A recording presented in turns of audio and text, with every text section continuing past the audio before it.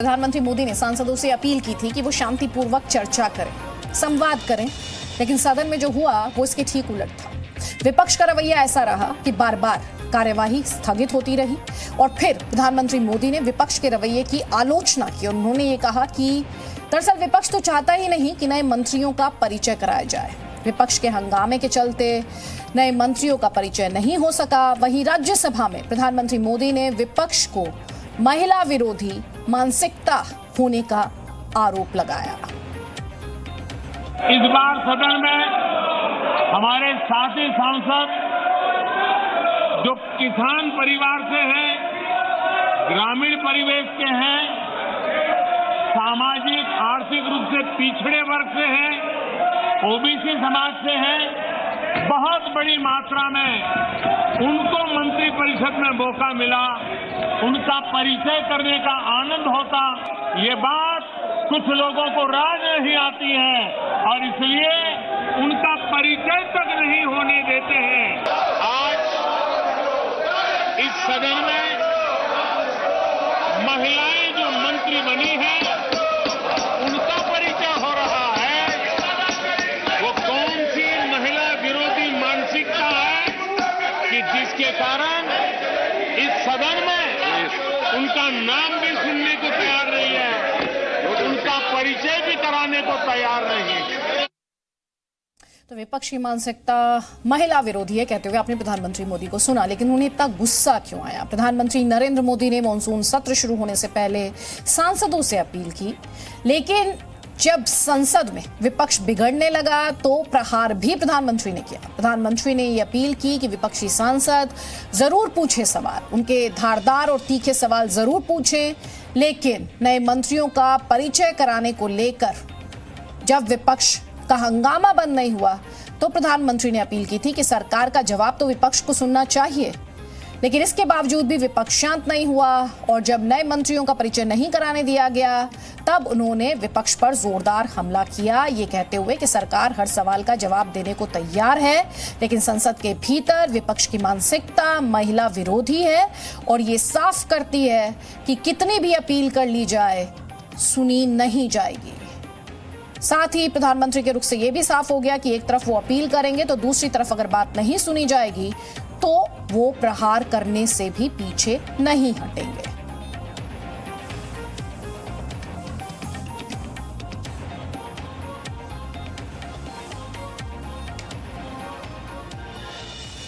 तो जी न्यूज पर हम आपको लगातार बता रहे हैं कैसे संसद के मानसून सत्र की शुरुआत हंगामेदार रही है। हालांकि कार्रवाई शुरू होने से पहले बार बार आपको यह भी बता रहे हैं कि प्रधानमंत्री की तरफ से अपील की गई थी कि सार्थक चर्चा हो, लेकिन विपक्षी सांसद सुनने के लिए तैयार नहीं थे।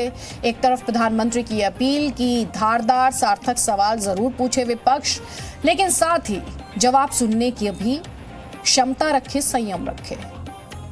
सदन परिणामकारी हो, सार्थक चर्चा के लिए समर्पित हो,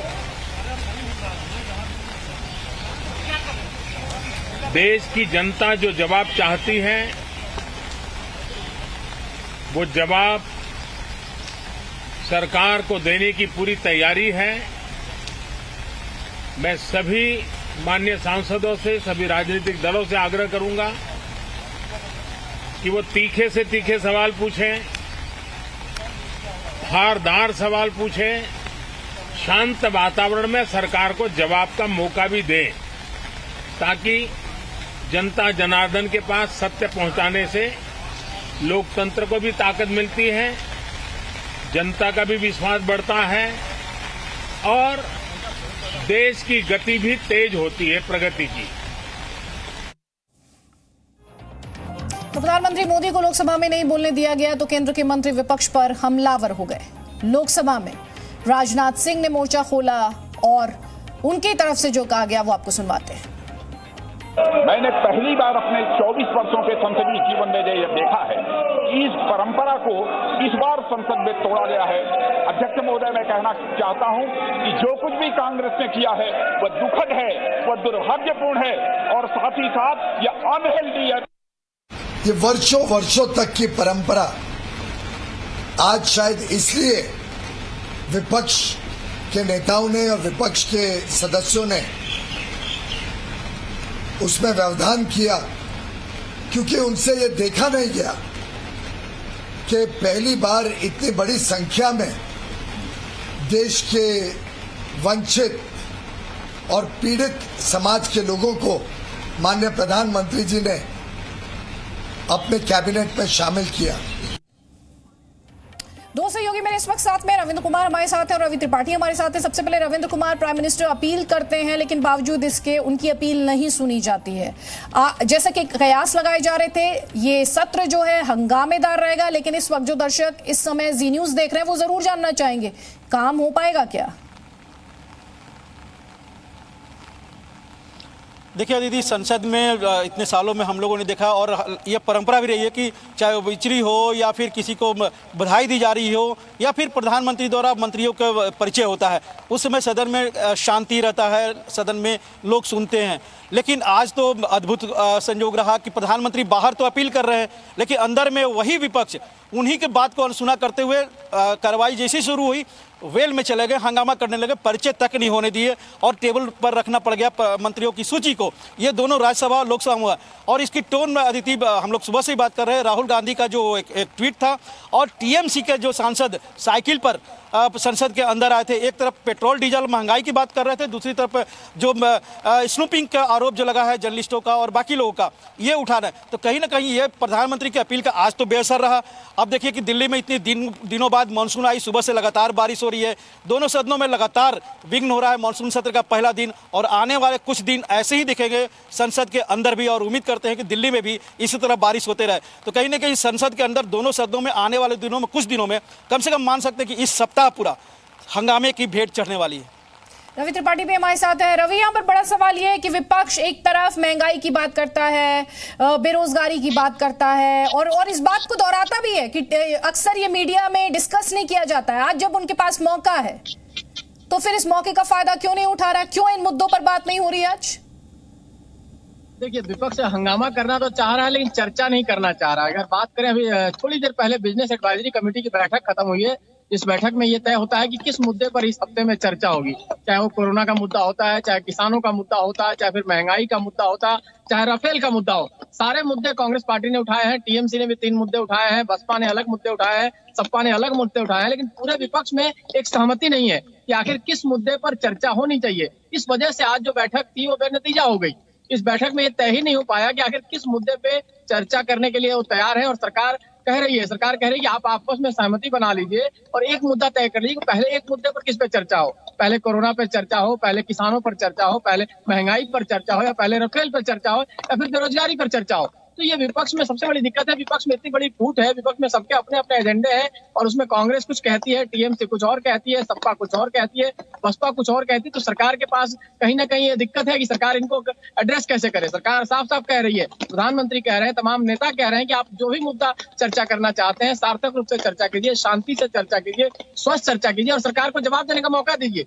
जब आप प्रधानमंत्री को, मंत्रियों को इंट्रोड्यूस तक नहीं करने दे रहे हैं, यानी कि आपकी स्ट्रेटजी साफ है, आप सदन को चलने नहीं देना चाहते हैं। और अक्सर आता है, हर बार सदन में ऐसा होता है कि 5-10 दिन ऐसे बर्बाद हो जाते हैं, उसके बाद विपक्ष कहीं ना कहीं ये सहमति देता है कि इस मुद्दे पर हम चर्चा के लिए तैयार है। पहले किसी नियम के तहत झगड़ा होगा कि इस नियम के तहत ही चर्चा होना चाहिए, इस नियम के तहत नहीं होना चाहिए। तो कुल मिलाकर विपक्षी जो खेमाबंदी है, विपक्ष में भी अलग अलग जो गुट है, उसकी वजह से कोई सहमति नहीं बन पा रही है और इस वजह से सदन आज तो वॉश आउट होगा ही, आगे आने वाले इस हफ्ते में भी लग रहा है कि बहुत ज्यादा काम इस सदन में होने वाला नहीं है। हालांकि सरकार ने अपनी तरफ से जो 6 उनके ऑर्डिनेंस है उस पर सहमति बनाई है कि 6 जो ऑर्डिनेंस है उनको इसी हफ्ते में पेश किया जाएगा, उनको पास कराने की कोशिश की जाएगी। और उसके अलावा तमाम जो बिल है, 23 चूंकि टोटल बिल है, 6 ऑर्डिनेंस हैं, 2 फाइनेंस बिल है, इन सभी पर एक सहमति बनाकर कोशिश करेगी सरकार, क्योंकि 3-4 महीने से सेशन नहीं हुआ, सेशन थोड़ा डिले भी हुआ। जब विपक्ष सुनने के लिए तैयार होगा रवि त्रिपाठी, लेकिन इस वक्त तो हम सिर्फ और सिर्फ हंगामा देख रहे हैं। रविंद्र कुमार,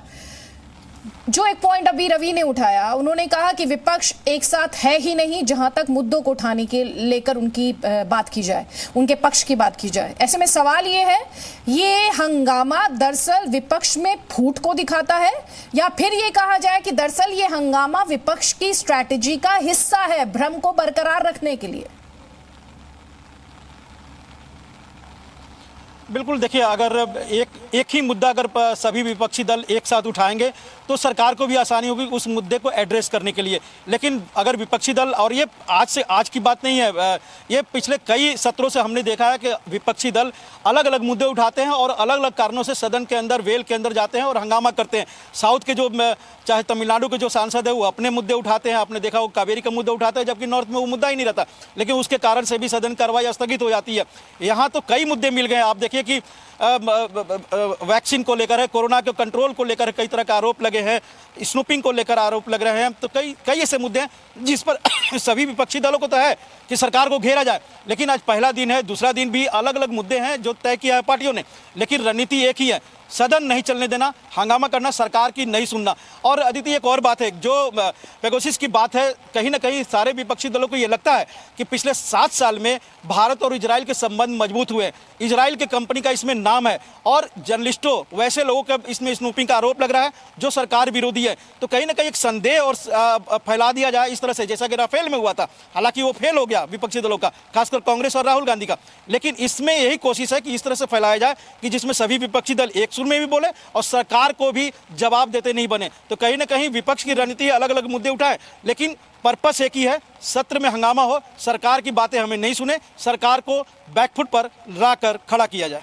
रवि त्रिपाठी, यहाँ पर सवाल ये होगा कि अगर विपक्ष की रणनीति ये है कि हंगामा रहे, एक तरह का गतिरोध रहे, तो सरकार इससे कैसे पार पा पाएगी? ये जो चैलेंज है, क्योंकि हम लगातार बिल्स की बात कर रहे हैं, हम अच्छे अध्यादेश की भी बात कर रहे हैं, हम काम की बात कर रहे हैं, सरकार के पास क्या स्ट्रेटेजी है फिर?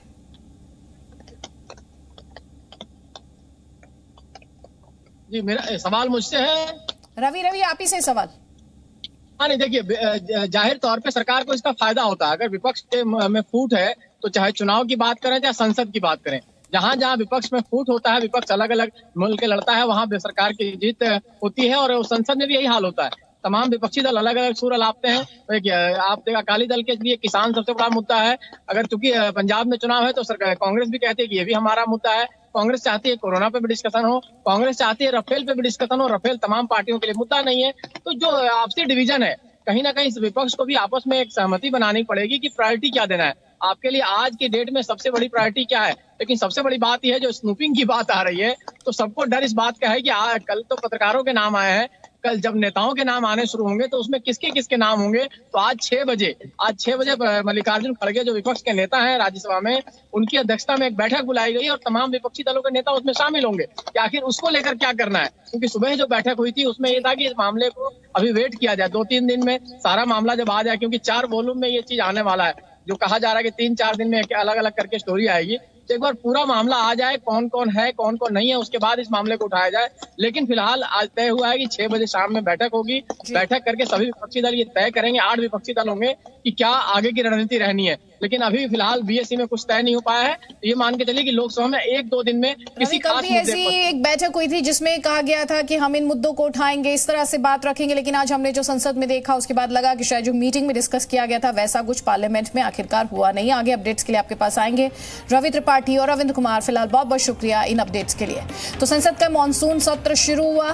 प्रधानमंत्री मोदी परंपरा के तहत मीडिया से मुखातिब हुए और इस दौरान लगातार हो रही थी बारिश। प्रधानमंत्री मोदी ने खुद छतरी पकड़ रखी थी जब वो मीडिया के सामने आए। तस्वीरें आपके स्क्रीन पर हैं। वहीं दूसरी तरफ तस्वीर आप देख रहे हैं राहुल गांधी की, कांग्रेस के सांसद और कांग्रेस पार्टी के अध्यक्ष भी रह चुके हैं। जब वो संसद पहुंचे हैं तो उनकी छतरी किसके हाथ में है, आप खुद स्क्रीन पर देख लीजिए।